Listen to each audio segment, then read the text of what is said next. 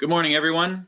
If you're going to be muted for this presentation, but so thanks for joining us for this webinar on fan-powered chilled water terminals. It's our no sweat and sound solution. Little play on words. My name is Jake Steele. I'm one of the sales engineers at ACI. I'll be moderating the webinar today. If you do have any audio issues, there's a call-in number on the email invite if you need to get that taken care of. We plan this webinar for about 25 minutes with 5 minutes at the end for questions. You can go ahead and type in the chat window there on the right side of your screen. At least that's where my drop-down window is. And then we'll get to the questions at the end. At the end of the webinar, you'll get a short survey. If you could please take a minute or two to fill it out, we'd really appreciate it. We're going to go ahead and start. I'd like to introduce Mark Mann. He's the product specialist for air moving products from Price Industries. Thanks, Jake. Yeah, and thank you everyone for joining in. Hopefully everyone is, happy, healthy, staying busy in the midst of all this COVID-19 stuff. It's great that, Price and ACI together here could grab some of your time, so very much appreciated. So yeah, today we're talking about series fan-powered chilled water terminals. And, what we're really going to look at is maybe defining these products a little bit better and talking about some of the specific ways to apply them to take advantage of them as an air distribution system. DOAS has become so popular due to its ability to provide, better ventilation, better occupant comfort, and energy efficiency. But the way that it's applied, there's so many different variations, whether it's a chilled beam setup or whether it's this fan-powered chilled water terminal. And understanding the downstream air distribution side has very significant impacts on the performance of the system, and understanding how to kind of apply some of the unique configurations here can lead to better design. So as a bit of an intro here, a bit of a review and very quick, why does DOAS actually work? It really comes down to the fact that in comparison to traditional VAV, which puts all of the responsibilities of the system into air only, latent cooling, sensible cooling, and ventilation, when we look at DOAS and the decoupling of responsibilities between air and water, that really just leads to a more efficient system overall. We have latent and fresh air being handled by primary, and we have water handling sensible cooling only. And really, the biggest reason why this works so well is that decoupling, which means both sides can kind of be balanced and selected a bit more efficiently. The other major reason why is because of water's volumetric heat capacity, which is 3,500 times higher than that of air at sea level. And what that really means is an 18 by 18 inch traditional VAV duct, like we see on the left-hand side of the screen, carries the same capacity as a 7-inch round duct and 1-inch water pipe in a dedicated outdoor air system. So looking specifically at the product we're discussing today, the fan-powered terminal unit, the fan-powered chilled water terminal unit being integrated in this kind of a system, why is it such a perfect fit for this dedicated outdoor air system kind of layout? Well, all of the components are handled very effectively through this downstream air distribution solution. We have the primary air valve, which can maintain flow of ventilation air to meet the latent load and to provide enough fresh air for breathing. And we have that cross flow sensor, so we're going to be able to get really quality airflow measurement, and we're going to be able to modulate that airflow with a butterfly damper. The sensible cooling coil handles space sensible dry cooling loads. And it does that very, very effectively, considering how large that coil can be, generally selected at 6 or 8 rows of coil depth and a very, very large coil face area. And then the last piece there is that ECM fan, which is accounting for all downstream pressure requirements. It's accounting for air pressure drop as well through filters and through the sensible coil. So really all components of air distribution for a DOAS system is handled by this box. The real reason also why we're reaching out to you and wanting to talk to you about this equipment right now is because there's been some considerable industry improvements happening recently in the last, let's say, 12 to 18 months. When we look on the left-hand side of the screen, that's the Price FDC LP2 DOAS box, the low-profile version. And on the right, we have the new standard height FDC DOAS. For those of you who, maybe aren't familiar with the history of this equipment, it was actually originally established and created for the Washington, D.C. region, which has some really strict building codes, especially in regards to building height. Nothing can be taller than the Washington Monument. So that results in a minimized floor to ceiling height and a minimized plenum height. And essentially, the original piece of equipment, the low profile box on the left, was created for that market with the intent of a series fan powered layout with chilled beam efficiency and performance. So Price Industries is the first to market with a standard height offering, which we can see on the right hand side of the screen there. So increasing the 11-inch casing height up to an 18.5 to 20 1/8 inch casing height. And the real benefit and why is this such an improvement? Well, a larger casing height results in much higher airflow ranges. It's also going to result in a much larger max coil face area. So a taller coil without sacrificing too much width on that coil face. And the result there is much more sensible coil capacity, which can be delivered to the space.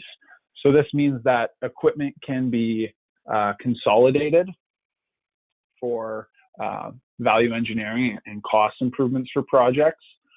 It also means that zones with high loads can have, at many times, one piece of equipment or a piece of equipment that can operate much more quietly.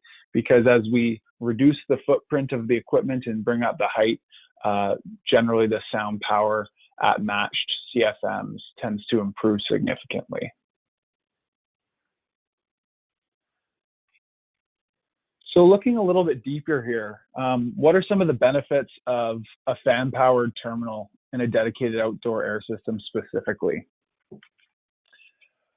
Well, the first one is the fact that humidity control is independent of thermal conditions. So we have that dry bulb temperature fully being taken care of by our sensible cooling coil.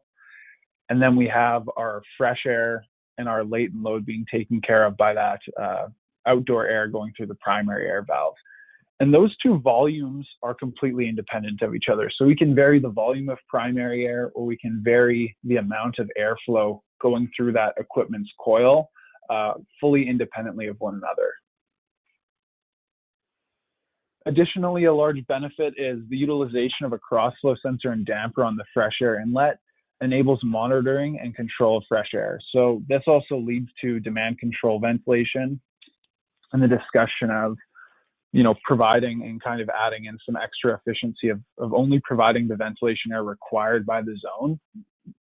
And so that's really only possible because of that damper, which can vary that fresh air and monitor that fresh air.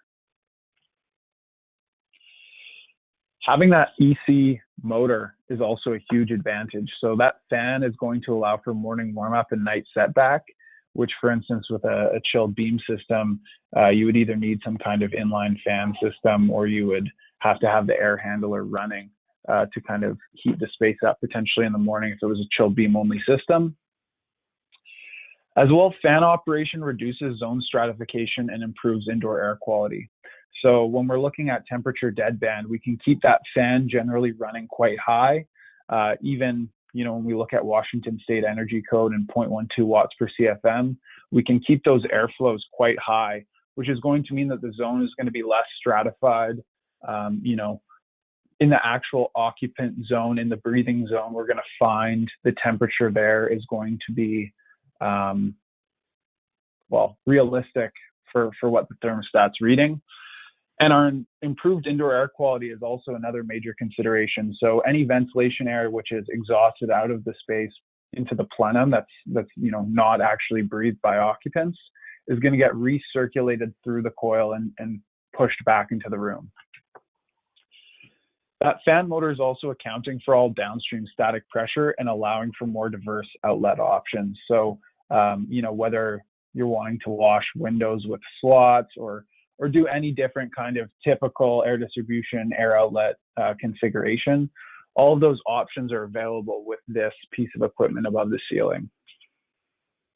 And then last, there's also less piece of equipment and it's easier to install. So for instance, when we look at comparing this equipment to chilled beams, the largest piece of equipment can essentially be consolidating maybe somewhere between 30 and 40 linear feet of 24-inch active chilled beam. So what that really means is just less equipment to install and maintain within the space. So the next thing I want to look at here is the managing of reheat options and some of the unique things we do at Price, which can be an asset when selecting this equipment. So there's lots of different possible ways to be reheating equipment or reheating air with this equipment, whether that's, the typical hot water coil on the discharge, whether that's an electric coil on the discharge, or whether that's even utilizing a hot water coil on the return of the unit. And that can be an additional coil accessory kind of sitting outside of the sensible cooling coil or inside the sensible cooling coil as well. Either is an option. Or it could be potentially a hot-cold changeover application, which would be far less common, but definitely something we can offer.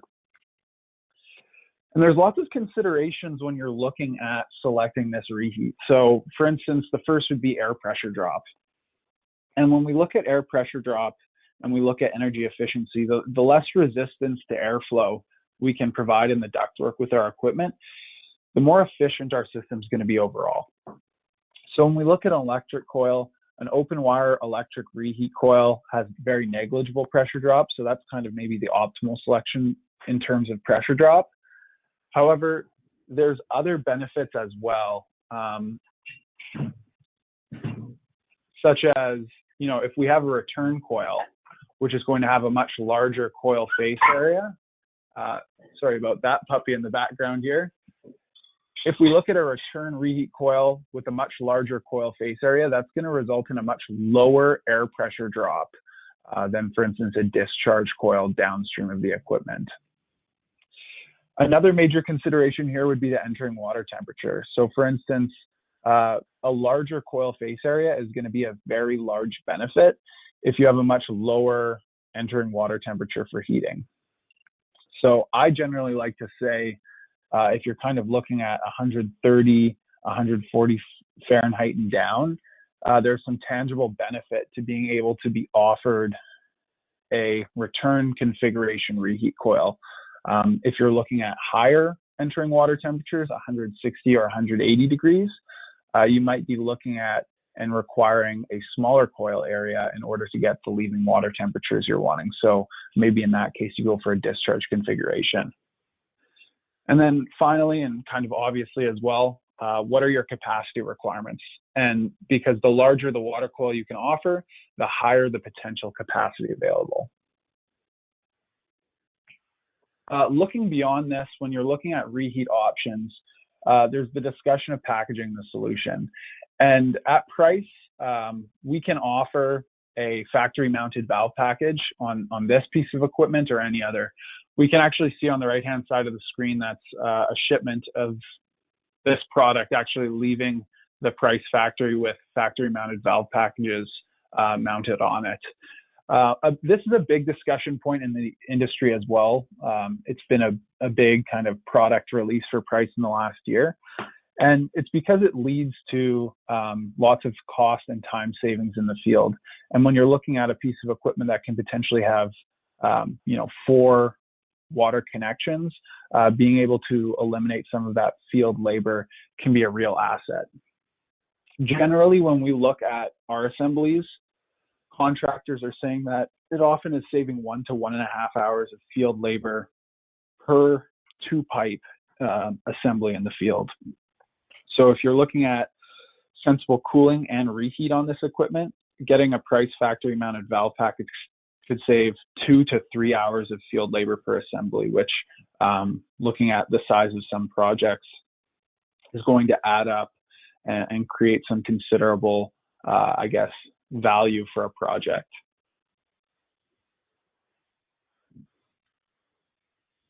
Another major component of this equipment, which I think is maybe a little bit undervalued or overlooked, but price takes very seriously, is sound. So when we look at a fan-powered chilled water terminal, there's two sound sources. There's our primary air damper, and the sound emitted from that source is dependent and fluctuating with respect to the pressure drop across the primary air valve, and then also the volume of air across that air valve. And then there's also the motor and blower assembly. And you know, that sound emitted is dependent on where the fan is operating within the fan curve. Now, the major consideration for this equipment and the real importance of this equipment, which I think gets overlooked, is the fact that for all intents and purposes, this equipment has a large hole in the side of it, which is leaking that valve noise and that fan noise out of the equipment and into the plenum. And because of this, at Price, we've looked into many different ways of trying to find the best solution to kind of mitigate, especially radiated noise for this equipment.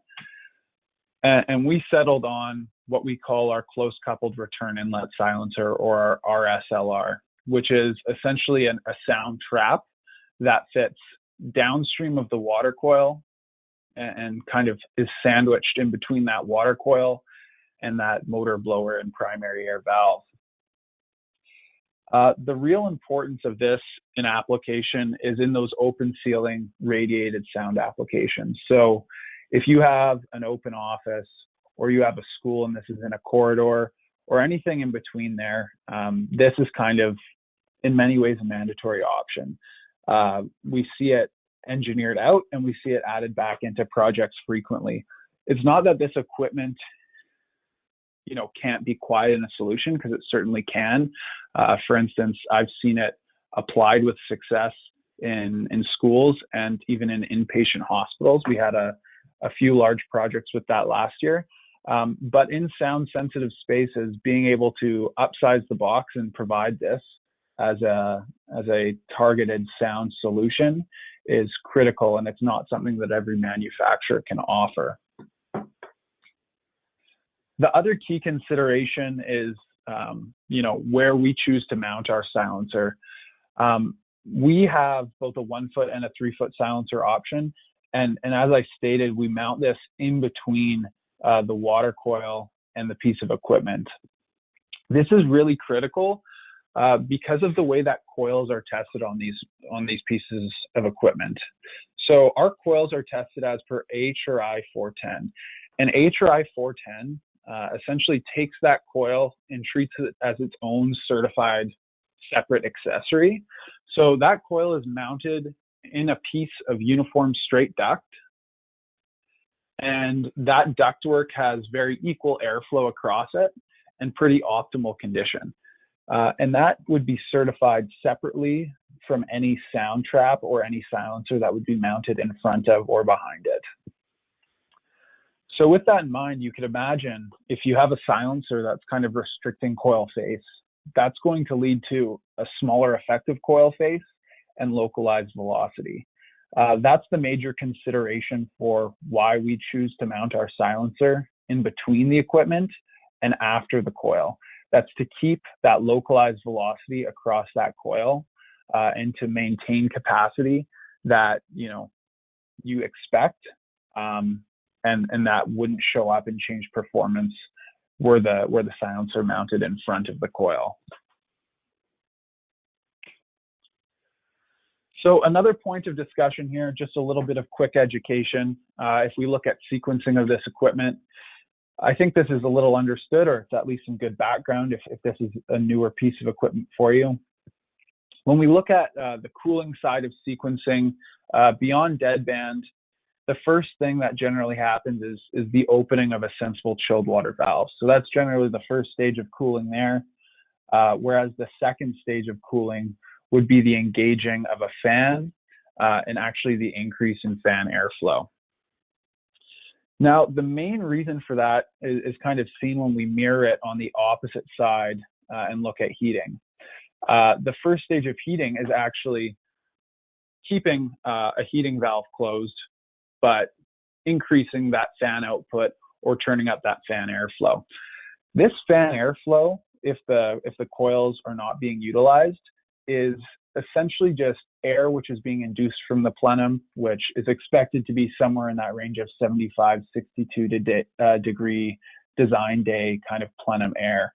So if we're increasing that fan and if we're not sensibly cooling it with a coil, it's actually going to be helping to deliver that warm sealing air back down into the occupied zone. And it's actually kind of like a free stage of reheat.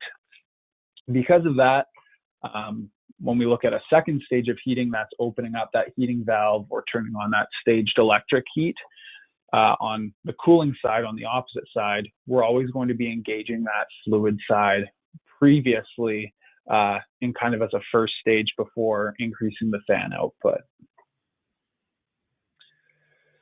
One other important note here, generally on sequence diagrams, we would see some kind of primary airflow discussion. And I've kind of left it blank here as an intentional transition point to just look at demand control ventilation a little bit further and kind of just to paint the picture and communicate that this is such a perfect kind of bread and butter cherry on top type of solution when you look at series fan powered chilled water terminals applied within dedicated outdoor air system. So demand control ventilation control strategies fit very, very well within dedicated outdoor air systems.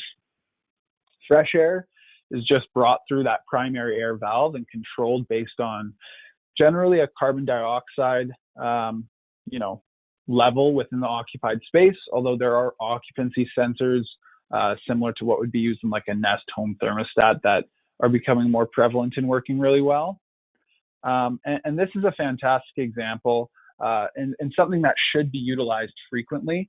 Demand control ventilation, there's lots of different ways that this strategy works. The most common example of it would be through carbon dioxide detection specifically. And I do actually have an example of that, which I'll pass on afterwards to circulate to you guys, that we have an example of with some slides that I'm actually going to glance over for time here so we can get to some questions. So the last thing I want to show before we have a question period would be specifically looking at maybe laying out some performance schedules, which is something that ACI and Price are happy to help with in the design stage of this kind of equipment.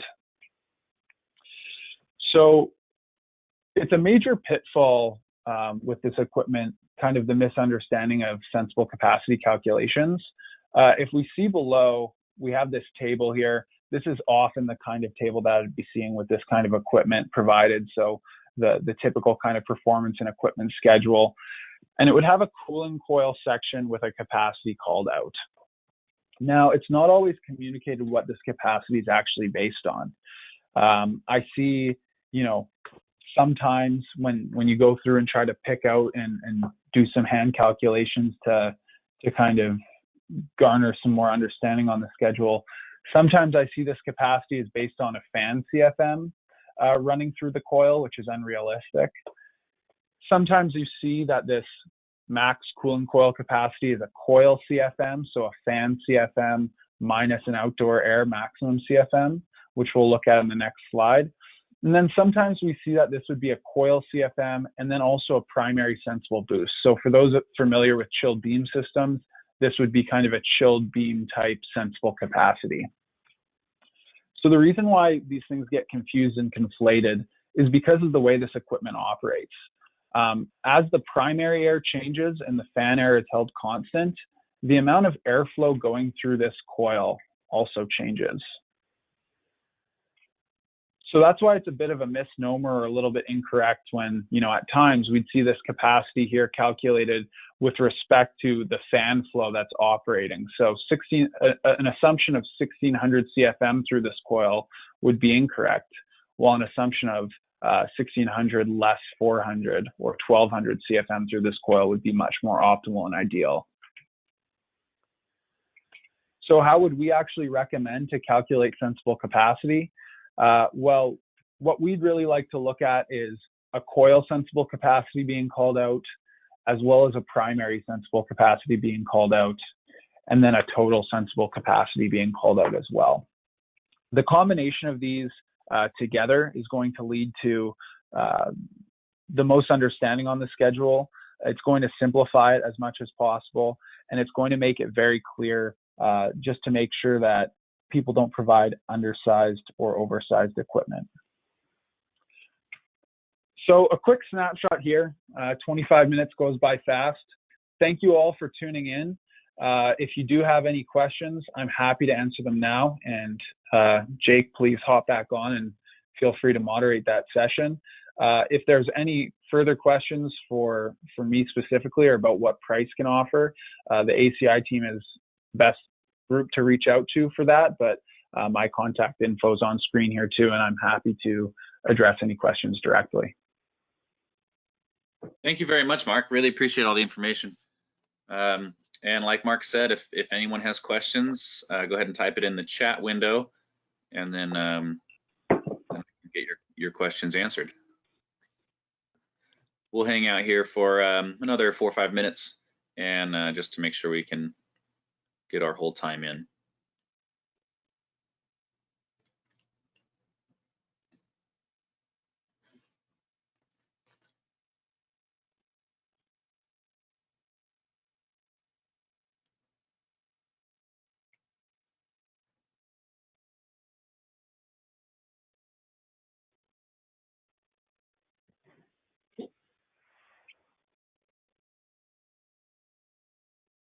Hey, Mark, would you mind going back a slide, and then we can see kind of that the coil versus primary air. Yeah, learning the equipment, I think that was one of the aspects that took me just a minute to really glance over and know the difference. I see it on schedules often where we do get that CFM, and no one seeing a schedule you wouldn't know, but this description really helps.